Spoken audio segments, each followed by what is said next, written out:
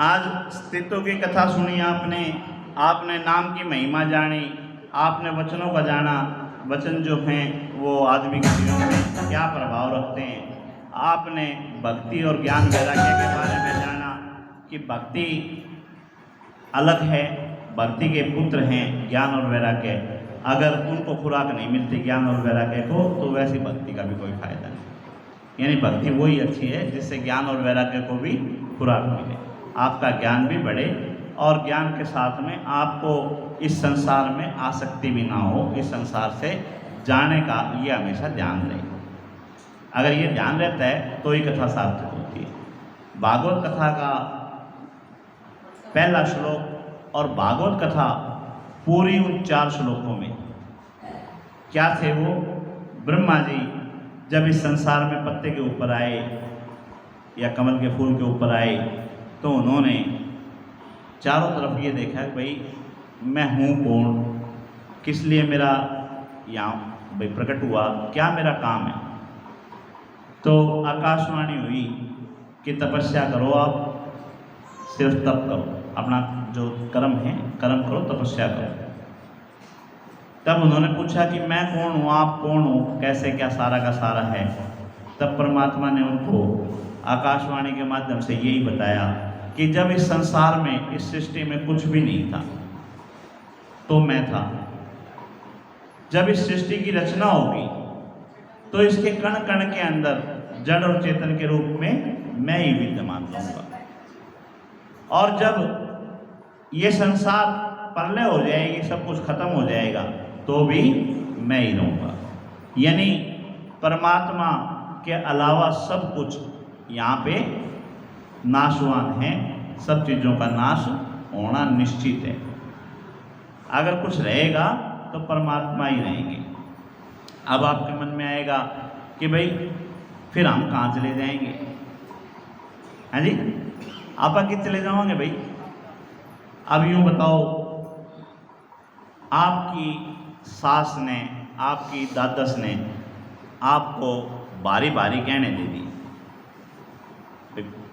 ये कमर का बंद की कमरबंदी दे दी, पैरा के दे दिए, गले के दे दिए, 12-12 हार दे दिए, 12-12 आपने सोना दे दिया।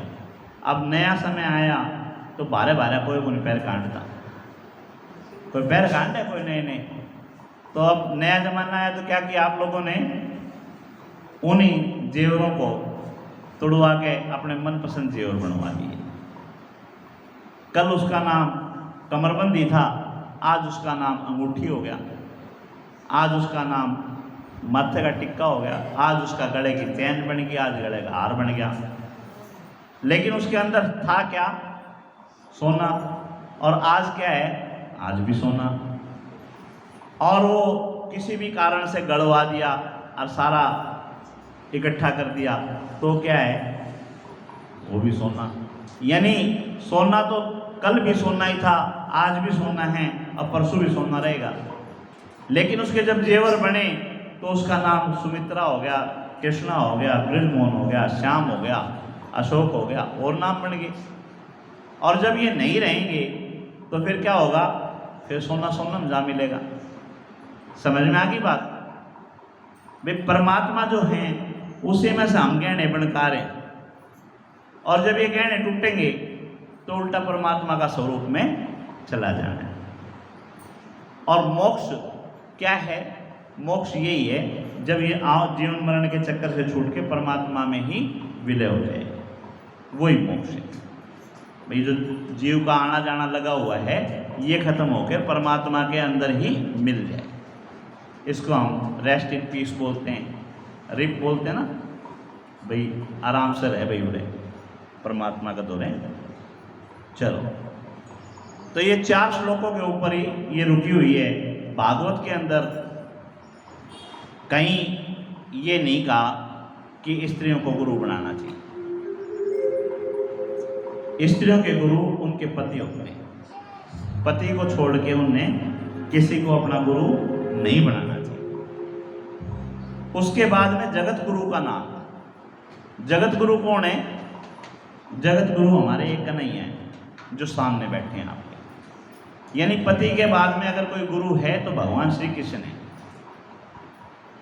अच्छा, जो जगत गुरु से मिलने के लिए रोके उसको छोड़ने का वर्णन भागवत में किया है।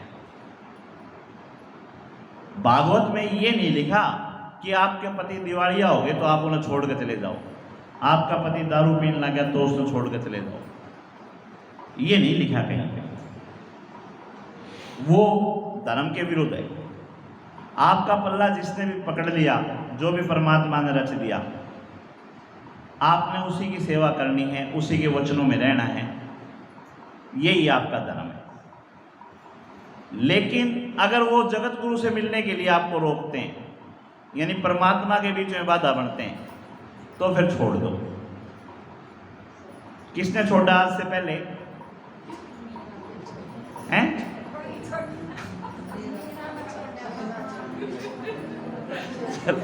अगर जोत भरवाओगे, कल कथा आ रही और आना बंद करवाओगे। चलो बोलो बोलो कृष्ण भगवान की जय हो, जय हो। चलो, तो यूं है, मीरा ने अपने पति को छोड़ दिया जब वो परमात्मा के बीच में बाधा बन रहे थे। प्रहलाद ने अपने पिता को छोड़ दिया जब वो परमात्मा से मिलने के बीच में बाधा बन रहे थे। राजा बलि ने अपने गुरु को छोड़ दिया जब वो परमात्मा से मिलने के बीच में बाधा बन रहे थे। इन अपवादों को छोड़ के कहीं किसी भी शास्त्र के अंदर ये नहीं लिखा कि औरत को कोई गुरु बनाना चाहिए। औरत का गुरु उसका पति है और उसके बाद में जगत गुरु हमारे भगवान हैं। उनको आप कृष्ण बोलो, उनको आप राधे श्याम बोलो, उनको आप विष्णु जी बोलो, उनको आप शंकर बोलो, कुछ भी बोलो, वे आपके जगत गुरु। यानी उसके बाद में अच्छा, जगत गुरु आपको रास्ता कैसे दिखाते हैं? इन शास्त्रों के माध्यम से वो रास्ता दिखाते हैं। हमने प्रलय का वर्णन किया था। प्रलय में मत्स्य अवतार भगवान ने लिया था। जल्दी से मैं कथा आपको पूरी करता हूं। इस सृष्टि की मतलब ये जैसे मकान खंडित हो जाता है, ये सृष्टि भी खंडित होगी और परमात्मा ने इस सृष्टि को दोबारा रचना चाहा। उस समय राजा मनु को पात्र समझा। पात्र का मतलब घर का मकान बनाना हो तो किसी एक बालक की जिम्मेवारी लगानी पड़ेगी ना, एक आदमी की तू खड़ा होकर बनवा होगा। उस समय राजा मनु की जिम्मेवारी लगाई। राजा मनु को परमात्मा ने संध्या के समय दर्शन दिए। जब शाम को वो अपनी पूजा अर्चना कर रहे थे तो उन्होंने देखा कि नदी के अंदर एक मछली है जो आवाज़ दे रही है कि महाराज मैंने बचा लो, अड़बड़े जीव मैंने खा जाएंगे। उन्होंने अंजलि में उठाया, देखा एक छोटी सी मछली है जो मुझे पुकार रही है, महाराज मेरे को बचा लो। उन्होंने उस मछली को कमंडल में रख लिया और अपने घर में जाके जब आराम करने लगे तो कमंडल में से आवाज़ आने लगी कि राजा मेरा दम घुटने लग रहा है, मैंने किसी बड़े स्थान पर ले जाओ। उन्होंने देखा वो जो छोटी सी मछली थी वो बड़ी मछली बन चुकी। तो उस मछली को ले जाके पानी की टंकी में छोड़ दिया। थोड़ी देर में फिर आवाज़ आने लगी, सोन तो दिया ही नहीं। फिर आवाज़ आने लगी कि राजा मेरा दम घुटे है, मैंने किसी बड़ी जगह पे छोड़। अब देखा तो टंकी के अंदर भी बड़ी हो चुकी, उसको ले जाके नदी में छोड़ दिया तो नदी में भी उसने विशाल रूप ले लिया। जब विशाल रूप ले लिया तो राजा ने हाथ जोड़ के कहा कि आप जो भी हैं अपनी लीला का परिचय दें, आप हैं कौन और क्या कहना चाहते हैं मेरे को समझाएं। तब श्री हरि विष्णु जी ने उनको मत्स्य रूप में दर्शन दिए और अपनी योजना बताई। योजना क्या थी भाई? इसने सारन है, प्लेन करकन है और नीम भरवा के बढ़िया पिलर बनवा के इसमें बड़ा महल बनवाओगे। यही योजना थी, नई सृष्टि की रचना करेंगे। तो उसके लिए इसको हटाने के लिए जेसीबी बुलावांगे। जेसीबी मतलब जल प्रलय होगी और जल प्रलय में सब कुछ तहस नहस हो जाएगा। उस समय तेरे को जो जो चीज़ें नई सृष्टि की रचना के लिए चाहिए वो अपनी इकट्ठी कर लियो। एक नाव आएगी, उसमें सप्तऋषि आएंगे। सप्तऋषियों का काम क्या होगा? कोई विश्वकर्मा होगा जो मकान बना होगा, कोई बढ़ई होगा, कोई शिक्षा देने का काम करेगा, कोई इंजीनियर होगा। ये 7 ऋषि 7 तरह की विद्याएं तुम्हारे को देंगे, इस सृष्टि की रचना में तुम्हारी मदद करेंगे और तेरे को जो सामान चाहिए वो सामान सारा का सारा इकट्ठा कर लिया। उस समय उनकी पत्नी शतरूपा से उन्होंने पूछा कि तूने सांप बिच्छू भी रखे कि नहीं रखे? तो उसने कहा कि नई सृष्टि में सांप बिच्छुओं की क्या आवश्यकता है। तब उन्होंने बताया कि परमात्मा ने निरर्थक कोई चीज नहीं बना रखी। एंटीडोट जो बोलते हैं वो जहर ही होता है। सांप का जहर भी जहर दवाई, ये बीमारियां काटने के काम में आता है। तो वो चीजें कहाँ से मिलेंगी? जब परमात्मा ने दे रखी वहीं से तो मिलेंगी। तो एक एक जोड़ा मनु ने, शतरूपा ने सब चीजों का रख लिया और निर्धारित समय पे जल प्रलय हो गई। और जल प्रलय होने पे मेरे परमात्मा मत्स्य रूप में अवतार लेके एक नौका लेके आए जो अपने उसके ऊपर बांध रखी थी।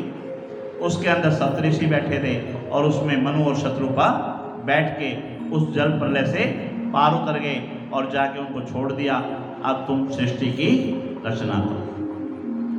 तो इस संसार के जब नई सृष्टि की रचना हुई तो पहले स्त्री और पुरुष शतरूपा और मनु हुए। राजा मनु को परमात्मा ने एक आदेश दिया, बोला भाई ये जो जोड़ा है इससे से संसार चलेगा। तो इस संसार के अंदर जितनी भी स्त्रियां होंगी वो सब शतरूपा का ही रूप होंगे, जितने भी पुरुष होंगे वो सारे मनु का ही रूप होंगे। तो तुम्हारी एक ड्यूटी रहेगी। बोले क्या? स्त्रियों को भी और पुरुषों को भी 3 रोल मिलेंगे। स्त्रियों को 3 रोल कौन कौन से मिलेंगे? वो माँ बनेंगी, वो बेटी बनेंगी, वो पत्नी बनेंगी। और 3 ही रोल पुरुषों के होंगे, वो पिता बनेंगे, पुत्र बनेंगे और पति बनेंगे। बोले तब 3 धर्म जो नियम से निभा लेगा, जो अच्छी पत्नी बनेगी, जो अच्छी माँ बनेगी, जो अच्छी बेटी बनेगी, उसका जीवन सफल है। और जिसने बेटी माँ न रोती और माँ बेटी न रोती हो, पति पत्नी न रोता और पत्नी पति न रोता हो, तुम सोच लियो आपका जीवन व्यर्थ गया। भाई यूं ही आए जानवरों की तरह और जानवरों की तरह जा रहे। यानी यहाँ जो पढ़ने आए थे हमने पढ़ा नहीं, टाइम पास करके आगे स्कूल में, यूं समझ लिया। समझ में आ गया? आज इस कथा को यहीं विश्राम देंगे। एक भजन और सुनवा के आरती करवा देंगे। एक भजन तो सुना दो, हैं? छोटा सुना दियो।